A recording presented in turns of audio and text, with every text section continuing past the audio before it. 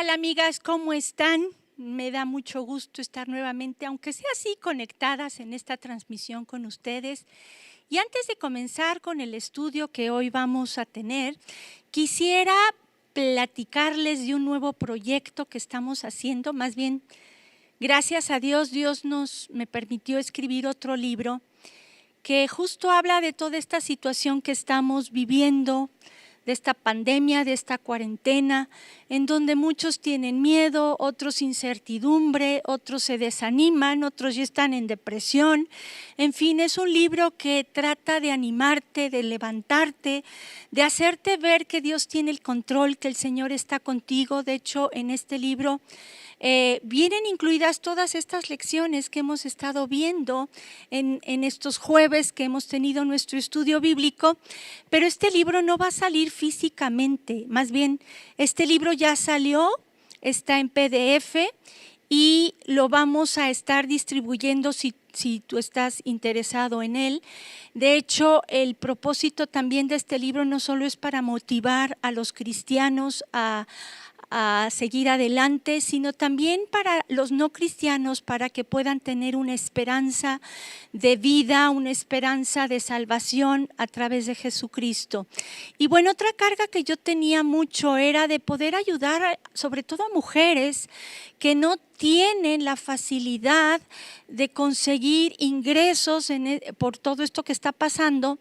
Y bueno, ya hay varias vendedoras que ellas se van a encargar de distribuirlo, más bien de venderlo a través de sus redes sociales, y ellas se van a llevar una comisión con la venta de cada libro. Si tú estás interesado en este libro, el título se llama ¿Cómo enfrentar la adversidad? Viene una barca en medio de una tormenta para que lo ubiques, y si tú quieres conseguirlo, lo puedes hacer metiéndote a mi página de Face. Aquí me presentan como Ángela Maldonado porque soy la esposa del pastor Martín Maldonado de Vida Nueva para el Mundo, pero mucha gente luego me confunde y por eso la página está con mi nombre de soltera, de Ángela Kellenberger. Se escribe Kellenberger con K de kilo, y bueno, soy de mis papás son suizos, soy de descendencia suiza, para que me ubiquen. Entonces, si tú quieres conseguir este libro, lo puedes hacer metiéndote a esta página. Y bueno, hoy tenemos un tema que la verdad es que me gusta mucho, pero es un tema en donde sí necesito que se pongan cascos. Yo cuando lo estuve escribiendo, la verdad también me lo tuve que poner, porque muchas de las cosas que vamos a ver hoy es algo tan fácil de hacer, pero vamos a ver pues las consecuencias que puede haber detrás de todo lo que luego solemos hacer. El tema es cómo demostrarte, Jesús, que te amo. La clase pasada estuvimos viendo el verdadero amor y de cómo realmente Jesús nos ama, cómo ha estado ahí en todo momento con nosotros, cómo desde la cruz todo lo que hizo y nos demuestra cuánto nos ama dando su propia vida por nosotros. Y bueno, al final como que me quebré, a la hora de la oración me quebré, porque la verdad es que Dios a mí me ha perdonado mucho, y dice la Biblia que al que mucho se le perdona, mucho ama. Dios a mí me ha perdonado mucho, les decía yo la clase pasada, y cuando tú ves que te perdona y te sigue dando la oportunidad de poder seguirle sirviendo, de poder seguir haciendo lo que más te gusta. En mi caso es escribir, es compartir la palabra, es enseñar. Y cuando ves que a pesar de tus errores, Él te sigue usando, entiendes ese gran amor que Él te tiene y caes de rodillas y le dices: Señor, ¿y ahora cómo te puedo demostrar yo que te amo? Aparte de darle las gracias, ¿cómo ahora yo te puedo demostrar que te amo? Y algo que tenemos que tener muy claro, y de aquí partimos, dice primera de Juan 4:19, nosotros le amamos a Él porque Él nos amó primero. Esto es una verdad absoluta. O sea, tú no puedes amar a Dios si primero no conoces realmente el amor de Dios hacia tu vida, porque Él te va enamorando. Y Jesús les dijo lo siguiente a sus discípulos, acompáñenme por favor a Juan capítulo 14, versículo 15. Jesús les dijo esto a sus discípulos: si me amáis, guardad mis mandamientos. En el verso 23 de ahí mismo, de este capítulo 14, dice: respondió Jesús y le dijo: el que me ama, mi palabra guardará, y mi Padre le amará, y vendremos a él y haremos morada con él. Entonces vemos que lo básico, si queremos demostrarle a Jesús que lo amamos, es que tenemos que guardar sus mandamientos. Ahora, en Primera de Juan, un discípulo, el que se dice el discípulo amado de Jesús, vemos que él en Primera de Juan dice lo siguiente. Vayan conmigo a Primera de Juan, capítulo 4, versos 19 al 21. Dice: nosotros le amamos a Él porque Él nos amó primero. Si alguno dice, yo amo a Dios y aborrece a su hermano, es mentiroso. Pues el que no ama a su hermano a quien ha visto, ¿cómo puede amar a Dios a quien no ha visto?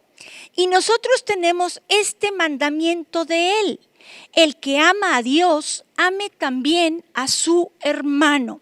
Aquí vemos que Juan efectivamente se aprendió lo que Jesús había dicho: si ustedes me aman, ámense entre ustedes. Y Juan recalca este mandamiento: si nosotros decimos que amamos a Dios, tenemos que amar a nuestros hermanos.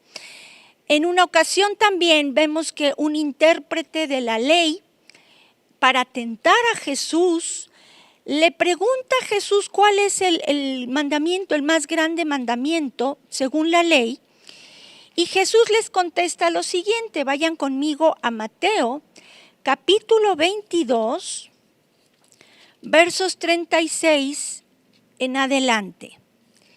Capítulo 22, versos 36 en adelante. Dice: Este intérprete de la ley, para tentarlo, le dice: maestro, ¿cuál es el gran mandamiento en la ley? Jesús le dijo: amarás al Señor tu Dios con todo tu corazón y con toda tu alma y con toda tu mente.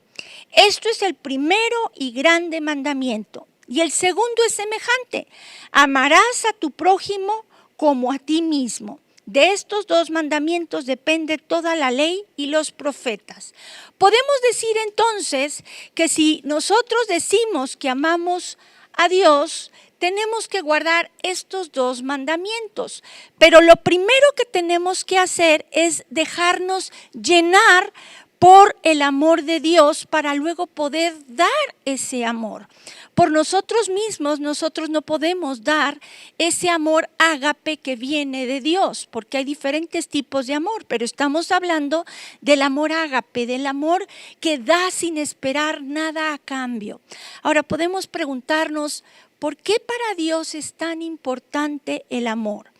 Primero que nada tenemos que entender que la esencia de Dios es amor. Dice: Dios es amor. Pero quiero que vayamos a 1 Corintios capítulo 13, porque ahí vamos a entender algo muy importante. Dice el versículo 2 y 3 de 1 Corintios 13.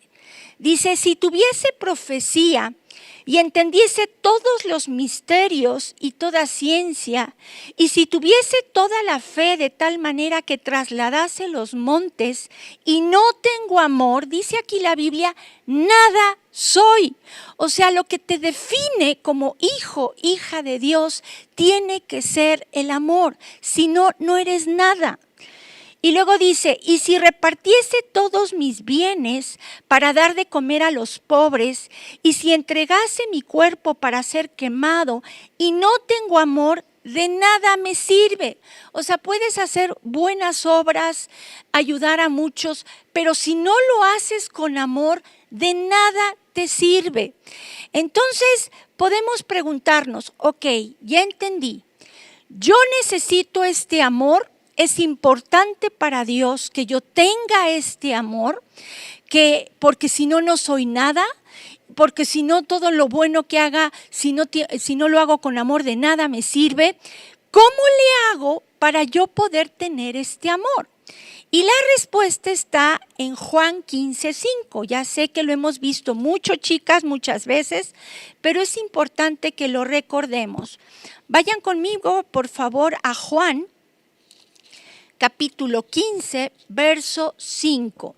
Dice Jesús: yo soy la vid, vosotros los pámpanos. El que permanece en mí y yo en él, lleva mucho fruto, porque separados de mí nada podéis hacer.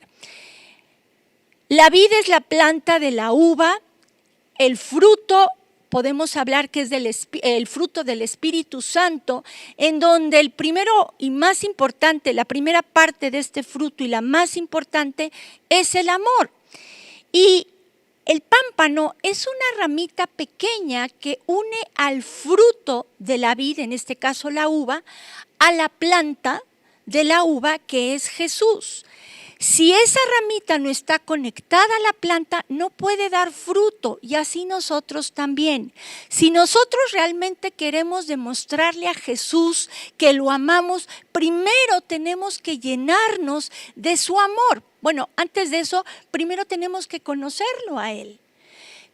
Primero tenemos que hacer a Cristo el Señor de nuestras vidas, y entonces vamos a poder conocer su amor, y una vez que conozcamos su amor, entonces es importante estar conectados con Él para llenarnos de su amor, y con ese amor que tenemos ya de parte de Dios podemos darlo hacia los demás. O sea, primero nos tenemos que llenar para después poder dar a los demás de este amor. ¿Por qué es tan importante para Jesús que amemos a nuestros hermanos? A sus discípulos les dijo: si dices que me amas, tienes que amar a tu hermano. Y quiero que vamos a ver dos ejemplos muy importantes para que nos demos cuenta por qué a Jesús le importa tanto que amemos a nuestros hermanos, y por qué si los amamos a Él, si los amamos a ellos, lo amamos a Él.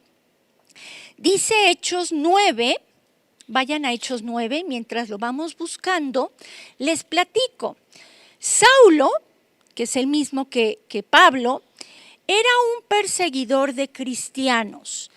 Él firmemente creía que los cristianos eran una secta que trataban de apartar al pueblo de Dios, de los caminos de Dios, y es por eso que él empezaba a perseguir a los cristianos. Él tenía un celo, pero no conforme a ciencia, era un celo, pero no tenía el discernimiento de quién era Jesús. Y en el capítulo 9 vemos que iba rumbo a Damasco para poder recibir más cartas y poder encarcelar a más cristianos. De hecho, Esteban fue el primer mártir, y pusieron sus ropas a los pies de Saulo cuando era joven. Pero vamos a leer cómo mientras iba a Damasco para que le dieran esas cartas, se topa con Jesús. Y vean lo que pasa en el versículo 4, es Hechos 9, versículo 4. Dice: y cayendo en tierra, oyó una voz que le decía: Saulo, Saulo, ¿por qué me persigues? Él dijo: ¿quién eres, Señor? Y le dijo: yo soy Jesús, a quien tú persigues. Dura cosa te es dar coces contra el aguijón. Aquí vemos que lo que nosotros le hacemos a hijos de Dios, a personas que han creído en el Señor Jesucristo, a cristianos, se lo estamos haciendo a Él. De tal manera que si tú persigues a un hijo de Dios, lo estás persiguiendo a él. Y podemos preguntarnos, ¿pero por qué? Muy sencillo, porque somos un cuerpo en donde Jesús es la cabeza de ese cuerpo. Si, por ejemplo, te lastiman un pie, todo tu cuerpo se duele a la hora que te lastiman el pie. Entonces, por eso él dice que o nos da a entender que lo que le haces a alguien, a un hijo de Dios, a alguien que él dio su vida por él, que derramó su sangre por él, que perdonó sus pecados por medio de su sangre, si tú le haces algo al pueblo de Dios, a los que creen en Jesucristo, directamente se lo estás haciendo a Jesús también. Ahora, esto es en caso de cosas malas, pero vamos a ver otro ejemplo en Mateo 25, en donde vemos que todos vamos a comparecer delante de Dios y vemos cómo Dios o el Señor va a separar a las ovejas de las cabras. Las ovejas son las que él considera como su pueblo, son las que considera como personas justas porque fueron justificadas por el Señor. Vamos a leer Mateo 25 del versículo 31 en adelante. Dice, cuando el Hijo del Hombre venga en su gloria y todos los santos ángeles con él, entonces se sentará en su trono de gloria y serán reunidas delante de él todas las naciones y apartará los unos de los otros como aparta el pastor las ovejas de los cabritos y pondrá, presten atención, y pondrá las ovejas a su derecha y los cabritos a su izquierda. ¿Quiénes son las ovejas? Los justos, los que han recibido a Cristo como su Señor y su Salvador.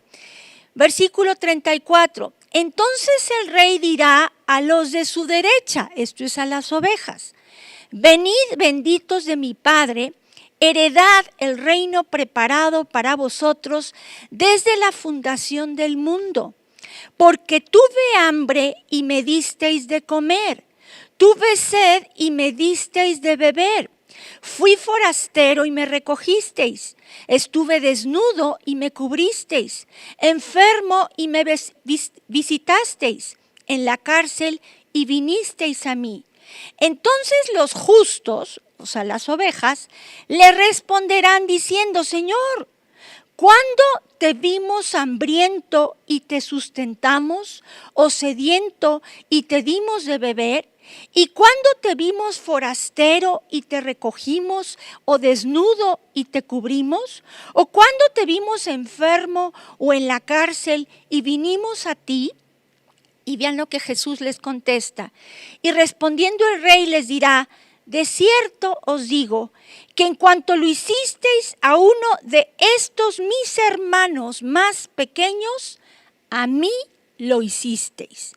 Y esto nos habla de algo tremendo. Lo que le hagamos a los hijos de Dios, se lo estamos haciendo directamente a Dios. Esto es a Jesús. Si tú hablas mal de un hermano, estás hablando mal de Jesús. Si tú haces algo bueno para con un hermano, se lo estás haciendo directamente a Jesús. Y entonces nos podemos decir, ok, esto está tremendo. Si yo quiero demostrarle a Jesús que lo amo, tengo que empezar a amar a mis hermanos como debe de ser. Y no es en vano que el apóstol Pablo en 1 Corintios 13, del 4 al 8, nos da las características de cómo debe de ser ese amor. Hoy quiero que analicemos esas características, pero no en base a la versión Reina Valera 60, que es la que normalmente usamos, sino que quiero leerles cómo viene la traducción según la Biblia Nueva Traducción Viviente, porque, no sé, me gustó mucho esa versión, y sobre esta versión es que vamos a hablar detalladamente de estas 13 características que aparecen en este texto. Se los voy a leer. Dice, el amor es paciente y bondadoso. El amor no es celoso, ni fanfarrón, ni orgulloso, ni ofensivo. No exige que las cosas se hagan a su manera. No se irrita ni lleva un registro de las ofensas recibidas. No se alegra de la injusticia, sino se alegra cuando la verdad triunfa.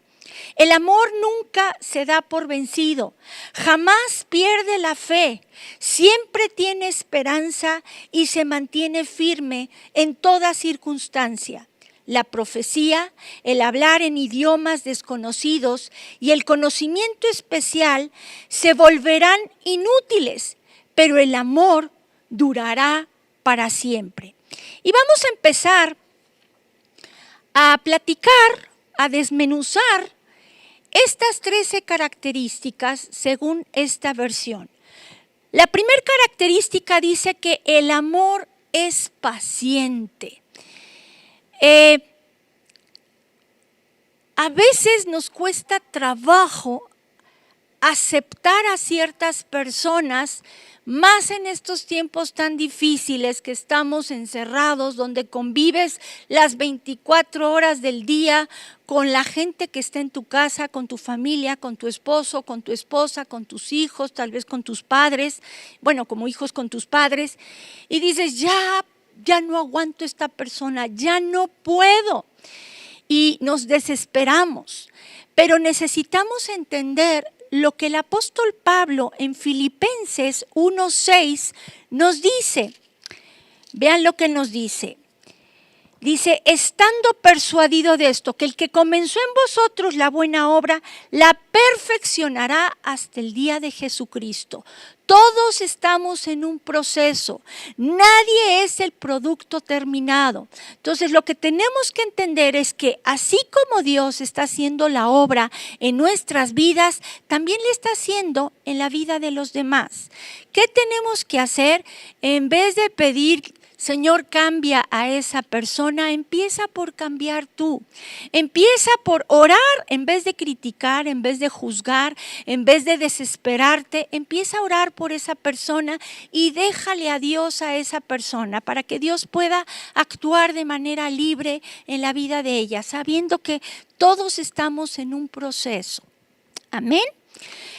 La segunda característica es que el amor es bondadoso. Y aquí significa que tenemos que mostrarnos útiles para con los demás. En casa ahorita es bien importante que tú te muestres útil para con los demás. En donde quiera que estés, donde Dios ahorita te tiene, muéstrate útil para con los demás. ¿Cómo puedo hacer esto? Sirviéndoles. Estuvimos viendo la clase pasada cómo Jesús vino a servir y se humilló haciéndose esclavo y haciendo la labor más sucia que hacía un esclavo, que era la de lavar los pies. Yo te pregunto, ¿qué tanto estás dispuesto a hacer el trabajo sucio para tus hermanos, para los que están en tu casa? Ahorita es tiempo de que tú te muestres útil, que seas servicial, que ayudes lo más que puedas en tu casa. No te quedes ahí sentado sin hacer nada. Al contrario, tú ayuda ahí en casa, ayuda en donde tú estés, muéstrate útil y sé un ejemplo de servicio como lo fue Jesús en nuestras vidas. Vemos también la tercera característica, dice que el amor no es celoso.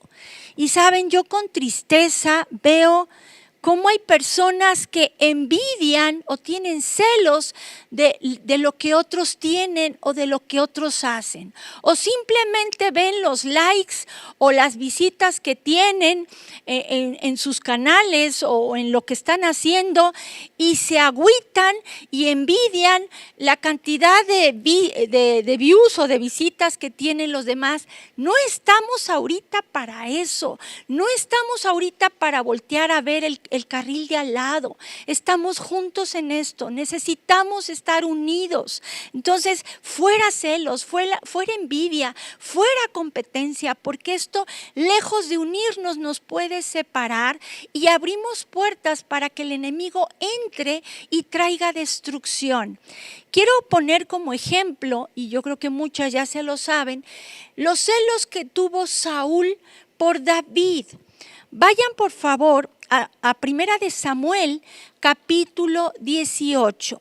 David acababa de matar al gigante Goliat y entonces las mujeres empezaron a cantar un cántico y vean lo que decían en este cántico. Primera de Samuel 18, versículo 6 en adelante, dice: aconteció que cuando David volvió de matar al filisteo, salieron las mujeres de todas las ciudades de Israel cantando y danzando para recibir al rey Saúl, con panderos, con cánticos de alegría y con instrumentos de música.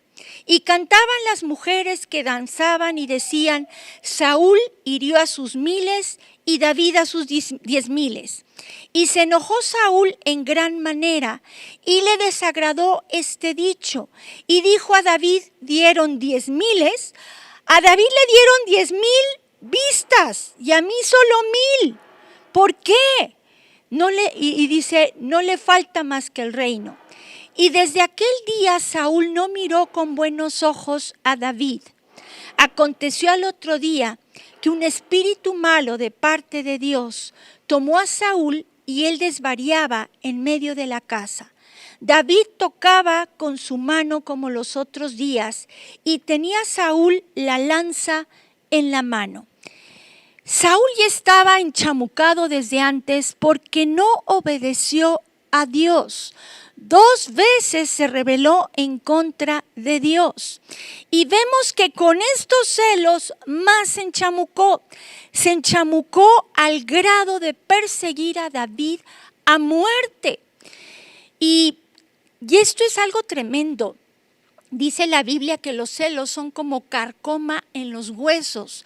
En otra versión dice que es como un cáncer en los huesos. Entonces, si tú tienes celos, envidia o competencia en contra de alguien, créeme que no te va a ir bien, te puedes enfermar físicamente, te pueden doler tus huesos. Entonces, ten cuidado de tener celos, de anhelar lo que otros tienen. En una lección más adelante vamos a ver que tenemos que ser agradecidos con lo que Dios nos ha dado y no enterrar lo que Él nos ha dado. Entonces, es importante que tú descubras lo que Dios te ha dado y sobre eso échale todos los kilos. No envidies lo que otros tienen. Si Dios no te dio tal o cual cosa, oye, por favor, ¿qué haces haciéndolo? Permite que otros lo hagan. Entonces, y tampoco trates de traer división al cuerpo de Cristo por sentir esos celos, por a fuerzas querer hacer lo que tú quieres hacer, porque quieres que la gente te voltee a ver a ti. Entonces los celos traen división más que unidad en el cuerpo de Cristo. Vemos también la cuarta característica, que el amor no es fanfarrón ni orgulloso. En pocas palabras, no es presumido, no busca que las personas lo volteen a ver, no busca ser aquí el número 1. En 1 Corintios 15:10, el apóstol Pablo nos describe algo muy importante. Las personas que tienen soberbia, porque una persona que es fanfarrón, presumida, orgullosa, es porque tiene mucha soberbia. Y es porque cree realmente que es lo máximo, que todo lo que hace es lo mejor. Y entonces su yo-yo está a todo lo que da. Y yo esto, y yo aquello, y por mí esto, y por mí aquello. Cuando que todo lo que tenemos, somos y hacemos no es por nosotros, es por la pura gracia y misericordia de Dios. Y esto es algo que tenemos que aprender y que se nos meta en nuestra cabeza. Dice 1 Corintios 15, acompáñenme, versículo 10, el apóstol Pablo nos dice lo siguiente. 1 Corintios 15, versículo 10. Ay, perdón. Dice, pero por la gracia de Dios soy lo que soy. O sea, somos lo que somos por la pura gracia de Dios. Y su gracia no ha sido en vano para conmigo.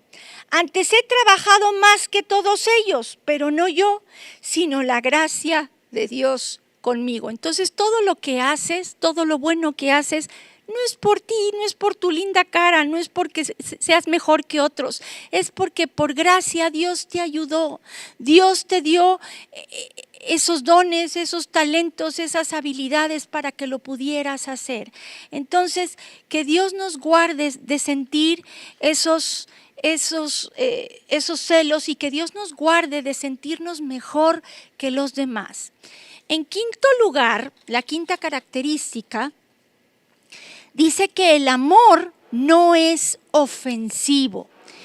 La Reina Valera 60 lo traduce como no hace nada indebido y se refiere a que el amor sigue las reglas de Dios, no es rebelde. Y quiero poner otra vez como ejemplo a Saúl.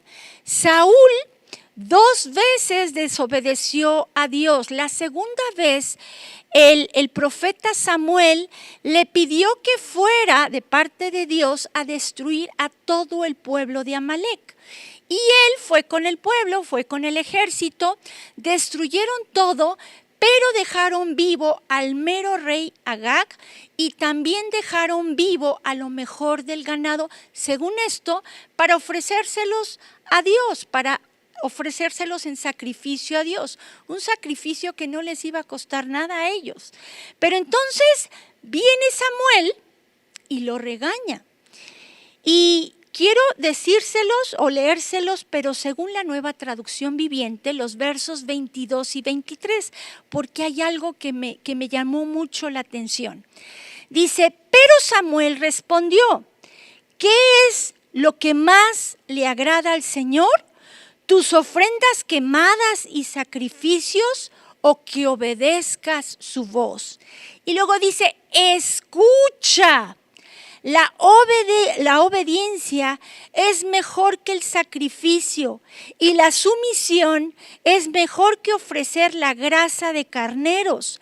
La rebelión es tan pecaminosa como la hechicería y la terquedad, tan mala como rendir culto a ídolos.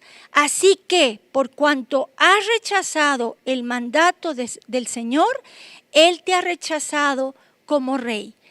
Aquí vemos que Dios pone en el mismo nivel de pecado la rebelión con la hechicería y con la idolatría. Esto quiere decir, para Dios pecado es pecado, pero las consecuencias de cada pecado es diferente.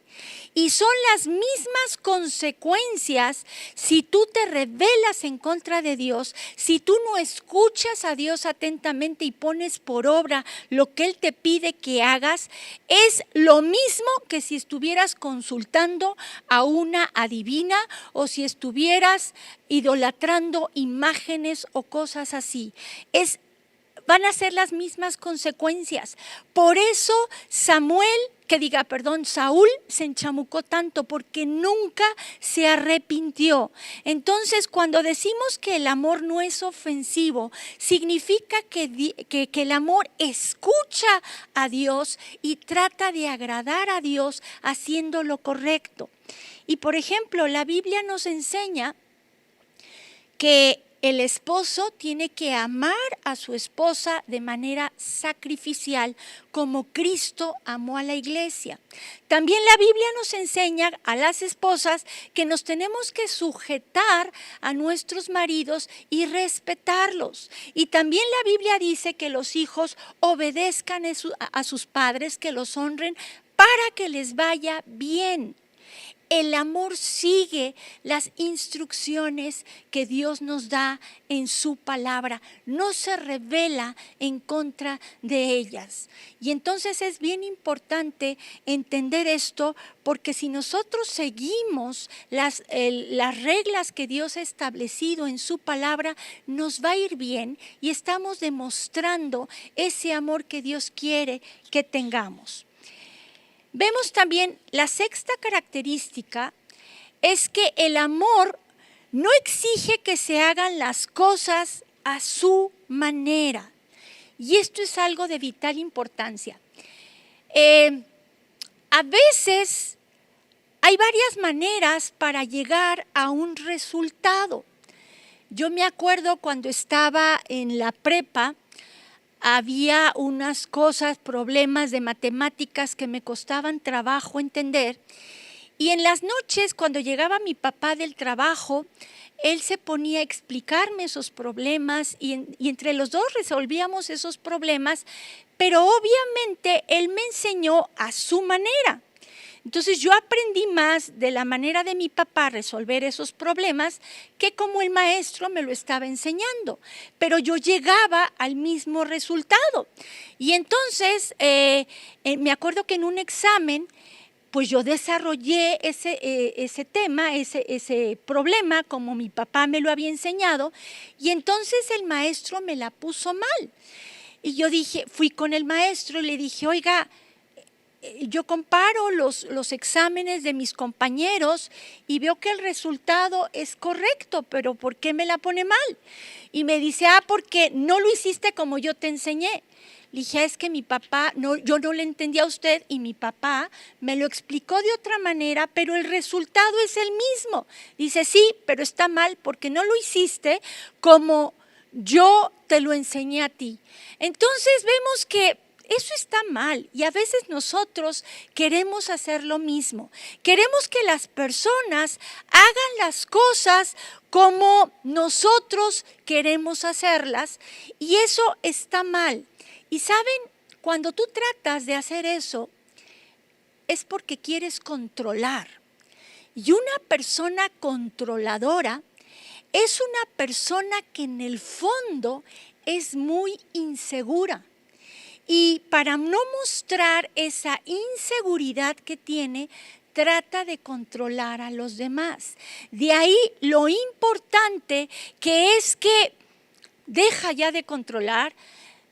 Si sientes inseguridad, agárrate del Señor y busca que el resultado sea, no importa cómo se haga, pero sea para que más personas lleguen a ser bendecidas. Cuando nosotros tratamos de controlar, también hay soberbia en nuestro corazón, porque queremos que de alguna manera lucirnos, porque queremos que nos volteen a ver a nosotros, porque queremos que digan, no, sí, tuvo razón y sí es lo máximo, ¿no? Entonces, siempre y sobre todo en las cosas de Dios, tenemos que permitir que también otros se puedan expresar, tengan ideas y nosotros cederles a ellos también la batuta. No siempre nosotros vamos a tener la razón. Y tal vez digas, no, es que a mí Dios me dijo. ¿Sabes qué? A mí Dios me dijo, aguas con eso. Porque dice la Biblia que engañoso es el corazón más que todas las cosas. Entonces, más bien, examinémonos a nosotros mismos y veamos realmente qué es lo que más conviene a la obra, qué es lo que más conviene en donde Dios te puso, tal vez en el trabajo, qué es lo que más conviene para tu empresa, para tu casa, para la iglesia, en fin, en donde Dios te haya puesto. No exijas que los demás hagan las cosas como tú estás acostumbrado a hacerlo, si el resultado puede llegar a ser mejor inclusive. La séptima característica es que el amor no se irrita. En esta cuarentena, tal vez es muy fácil que vuelen los platos, los sartenes, que pasen cosas, que se griten, que se hagan.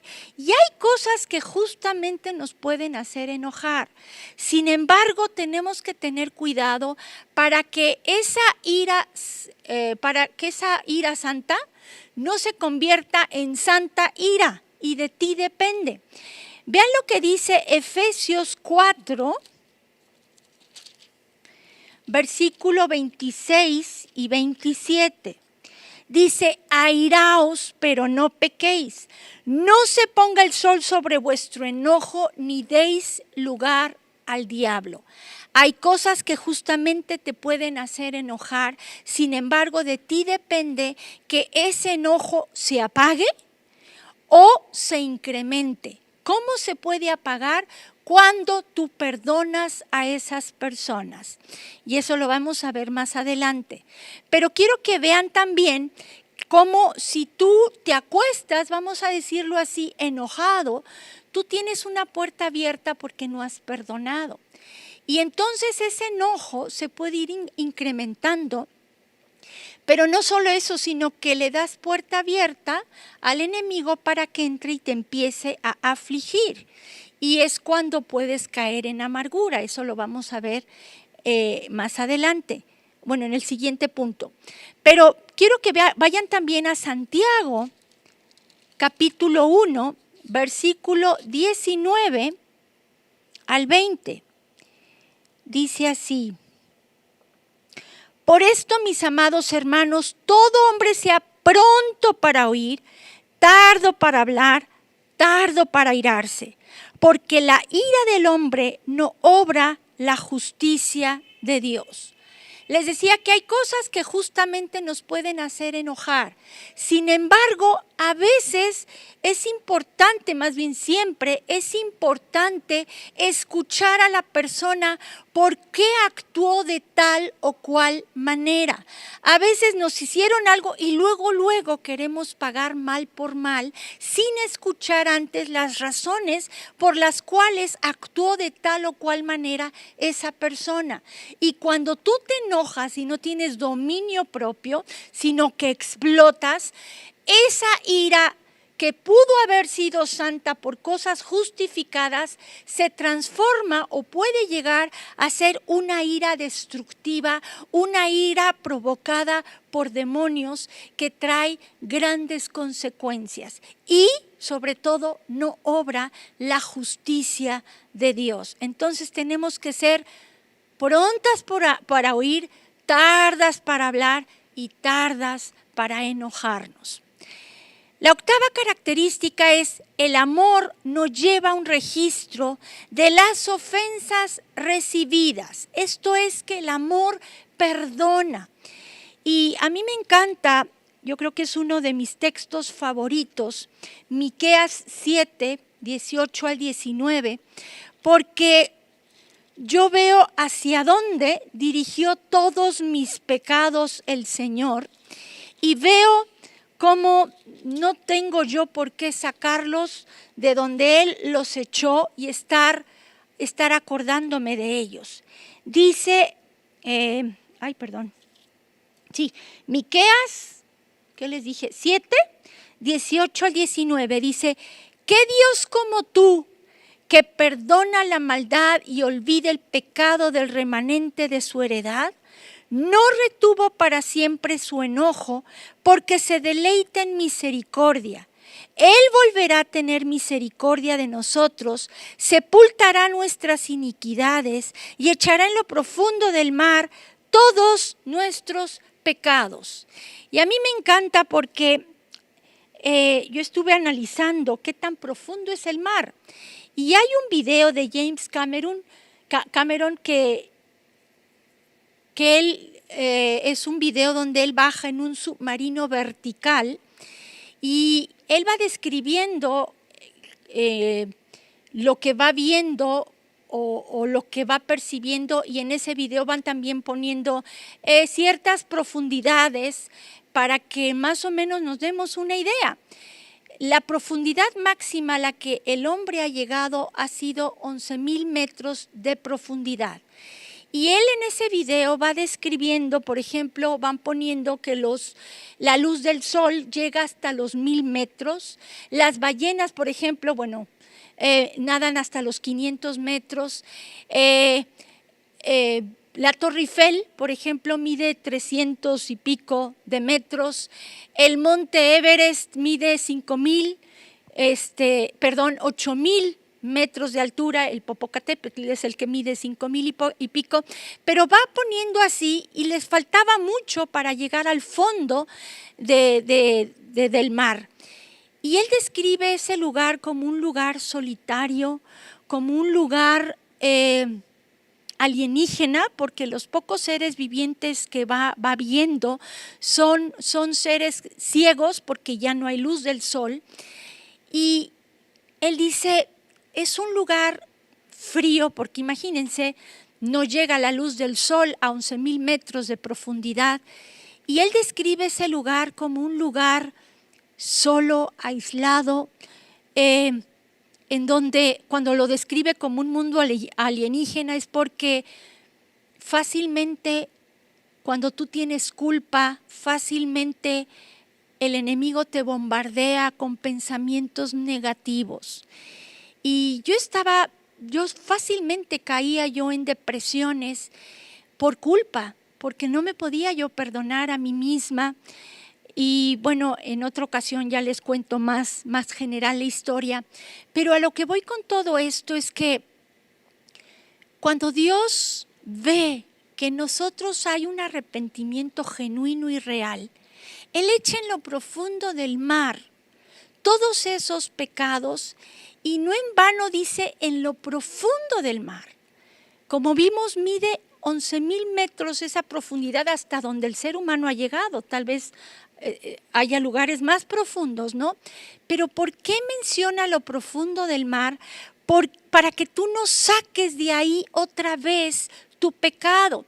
Hay personas que luego usan unas botellas y meten un mensaje dentro de la botella y lo echan al mar y tarde o temprano llega a la orilla esa botella.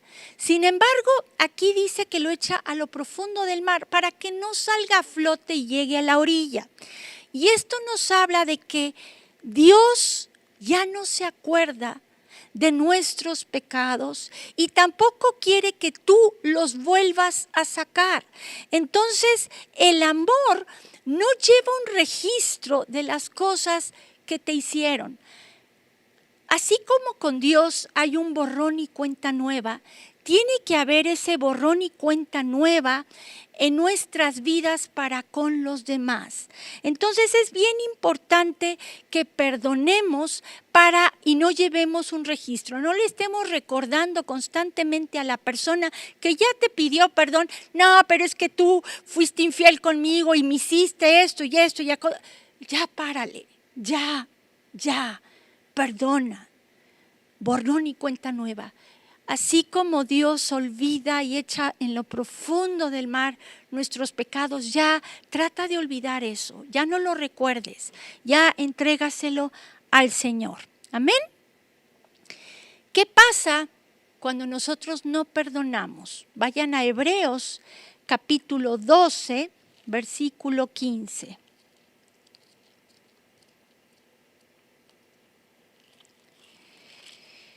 Porque son trágicas las consecuencias cuando no perdonamos. Dice, mirad bien, no sea que alguno deje de alcanzar la gracia de Dios, que brotando alguna raíz de amargura os estorbe y por ella muchos sean contaminados.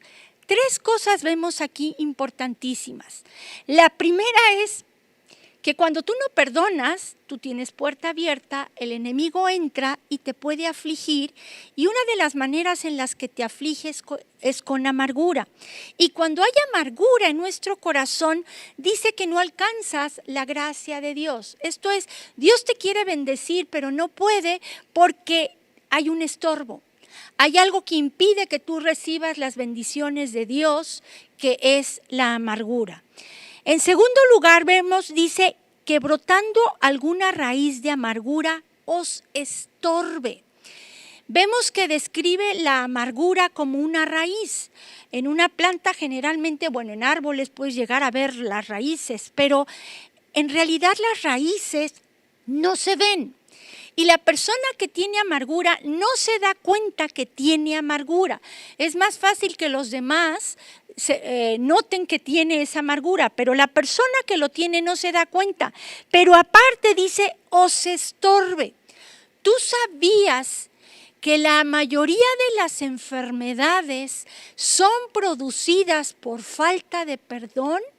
Y esto es algo tremendo, nos podemos enfermar muy fácil si nosotros no perdonamos. Y más en este tiempo es importantísimo que perdones y que perdones luego, no te tardes en perdonar. Y por último dice que también por ella muchos sean contaminados. Entonces la amargura no solo te afecta a ti, sino afecta a los que te rodean, porque tú por tu boca sacas veneno y ese veneno contamina a otras personas. Entonces, por donde le veamos, el perdón es vital si de veras queremos amar como Dios nos ama y demostrarle a Jesús que lo amamos. En noveno lugar, dice, el amor no se alegra de la injusticia, sino que se alegra cuando la verdad triunfa. Y a veces con tanta ligereza juzgamos y criticamos sin conocer la verdad, y al hacerlo estamos de alguna manera siendo injustos y estamos diciendo mentiras. Es triste ver cómo hay muchas personas que luego ponen comentarios en estas conferencias que hacemos y lejos de que sean comentarios que nos animen y todo, como que dices, ¿qué caso tiene esos comentarios? Y ni conocen realmente la verdad. ¿Por qué no, en vez de unirse para juntos hacer la obra de Dios, nos tiran? No se dan cuenta que al quien le están tirando es a Jesús, no a nosotros. Porque nosotros tenemos que tener bien claro que nuestra lucha no es contra carne y sangre. Y están siendo influenciados directamente por Satanás, porque Satanás es el padre de la mentira. Vayan por favor a Juan 8:44 y vean lo que dice la palabra de Dios. Jesús lo que les dijo a unas personas, esto es una palabra fuerte, pero quiero que se te quede bien grabado. Dice Juan 8:44, vosotros sois de vuestro padre el diablo y los deseos de vuestro padre queréis hacer. Él ha sido homicida desde el principio y no ha permanecido en la verdad porque no hay verdad en él. Cuando habla mentira, de suyo, fíjense, cuando habla mentira, de suyo habla, porque es mentiroso y padre de mentira. Cuando tú hablas cosas de ti, o sea, cuando expresas tu opinión y no investigas realmente la verdad del porqué de la situación, entonces tú estás teniendo como aliado a Satanás, porque de tu boca está, o cuando escribes algo, estás hablando de cosas que ni conoces, que ni sabes, que no son ciertas, que son mentira, y Satanás es el padre de la mentira. Entonces es de suma importancia entender que cuando nosotros juzgamos, criticamos sin conocer realmente la verdad, a quien tenemos de aliado es a Satanás. Pero si tú hablas verdad, tú tienes de aliado a Jesús, porque Jesús dijo, yo soy el camino, la verdad y la vida. Entonces yo te pregunto, ¿a quién quieres tener de aliado? Y todo lo que tú hagas, todo lo que juzgues, critiques y todo eso, se lo estás haciendo directamente a Jesús. Por falta de tiempo, no vamos a ver las demás características. Ya nos faltaron pocas, pero bueno, solo quiero terminar con la última, que es que el amor dura para siempre.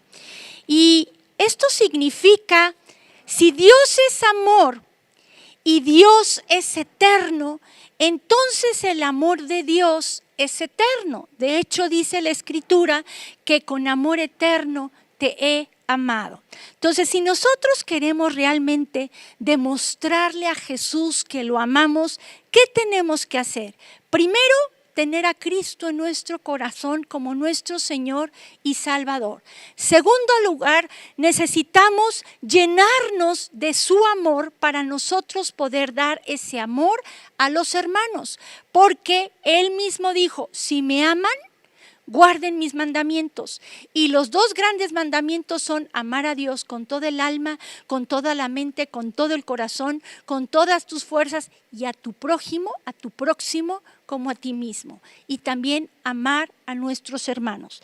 Y todo lo que le hagamos a nuestros hermanos, se lo estamos haciendo directamente a Jesús. Yo no sé si Dios te habló con estas características. La verdad es que mientras yo las estaba desarrollando, Dios a mí me habló, porque hay muchas cosas en las que he fallado y no somos el producto terminado, pero lo que tenemos que hacer es agarrarnos más del Señor, estar más conectados con el Señor para que esta clase de amor, para que estas características del verdadero amor se vean reflejadas en nuestras vidas para con los demás y en estos tiempos tan difíciles para los que están en tu casa. Hoy quiero invitarte primero, si tú quieres recibir a Cristo en tu corazón, si nunca lo has hecho, ahí desde donde tú estás, haz esta pequeña oración junto conmigo y dile, Padre Celestial, gracias te doy porque mandaste a tu Hijo Jesucristo a morir en la cruz. Y en esa cruz, Jesús, gracias porque derramaste tu sangre para perdonar todos mis pecados. Hoy te pido que me perdones. Realmente me arrepiento de todo lo malo que he hecho y te ruego que me perdones, que me limpies con tu sangre preciosa. Y hoy, Jesús, te abro la puerta de mi corazón para que tú entres, porque tú resucitaste al tercer día. No te quedaste clavado en esa cruz. Y hoy te invito para que tú entres a mi corazón, para que tú me dirijas. Hoy te confieso como mi Señor y mi Salvador y te doy las gracias. Y en tu nombre, Jesús, oro. Amén. Si tú ahí en tu casa Dios te habló y hay algo que estás haciendo mal, que hiciste mal, ¿por qué no nos humillamos delante de Dios reconociendo si es cierto, yo he fallado en esta característica que vimos? Dios conoce tu corazón y lo único que tenemos que hacer es arrepentirnos realmente con un corazón de veras contrito y humillado. ¿Y qué va a hacer Jesús con ese pecado? Lo va a echar al fondo del mar y ya no se va a acordar de él. Y tomarnos nuevamente de la mano del Señor, tener esa comunión íntima con Él. Busca un espacio ahí donde tú estés. Tienes que buscar un espacio, tener un tiempo, momentos a solas, y que eso se haga una regla en tu casa, que cada quien tenga un espacio donde buscar a Dios, porque es tan importante eso en estos momentos. Entonces vamos a pedirle perdón, cada quien ahí desde tu lugar. Tú inclina tu cabeza y platica con Dios y dile, Señor, yo te he fallado en esto, en aquello. Yo en lo personal, Señor, perdóname si he visto el carril de al lado, perdóname si he anhelado cosas que no debo, perdóname, Señor, si a veces soy demasiado perfeccionista y quiero que se hagan las cosas a mi manera. Perdóname, Señor. Y hoy te ruego que tú me limpies con tu sangre preciosa y que eches en lo profundo del mar todos mis pecados y ayúdame a mantener mi mirada en ti, no a los lados, sino en ti, Señor. Y te doy las gracias por esta oportunidad que tú nos das de poderte servir. Gracias, mi Dios, porque vez tras vez nos perdonas, caemos, nos levantamos y nos vuelves a perdonar y volvemos a fallar, pero tú nos tienes tanta paciencia. Sabemos que no somos el producto terminado, sabemos que tú tienes el control de nuestras vidas y hoy solo nos humillamos y te pedimos que así como tu esencia es amor, que ese amor se proyecte a través de nuestras vidas.